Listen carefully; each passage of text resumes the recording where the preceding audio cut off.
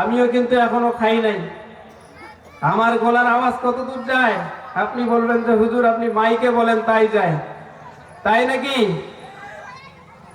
যারা পিছনে আছেন, পিছনের ভাইরা একটু জিকির করতে করতে সামনে আসি ভাই, যে কয়জন লোক আছি একটু সামনে বসি। লা ইলাহা ইল্লাল্লাহ, জোরে একটু উঠে আসেন ভাই।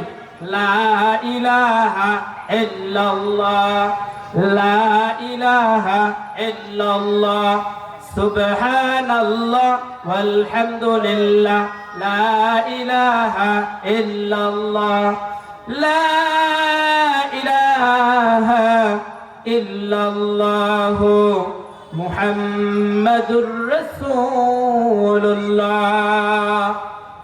আলহামদুলিল্লাহ, আল্লাহ পাকের দরবারে শুকরিয়া আদায় করি। সবাই সমস্বরে একসঙ্গে বলে উঠছি আলহামদুলিল্লাহ।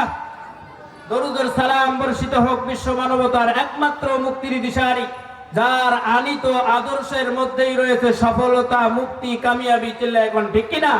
তিনি আপনার আমার কলিজার টুকরা প্রিয় নবীজি মুহাম্মদুর রাসূলুল্লাহ। সবাই পড়ি সাল্লাল্লাহু আলাইহি ওয়াসাল্লাম।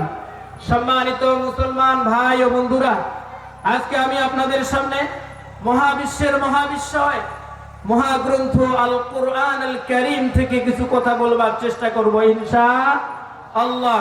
কোরআন থেকে কথা বললে আজকে এক শ্রেণীর মানুষ আছে যাদের সহ্য হয় না, কথা কোন ঠিক কিনা?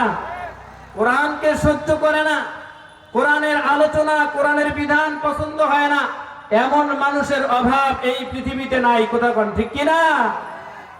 প্রিয় ভাইয়েরা আমার, যদি কোরআন কেউ অ্যাভয়েড করে, কোরআন যদি কেউ পরিত্যাগ করে, কোরআন যদি কেউ না মানে, না পড়ে, না বুঝে, আমল না করে, তাহলে আল্লাহ রাব্বুল আলামিন বলতেছেন ওয়ামান আ'রাদা আন যিকরি ফাইন্না লাহু মাঈশাতান দানকা ওয়া নাহশুরুহু ইয়াওমাল কিয়ামাতি আ'মা।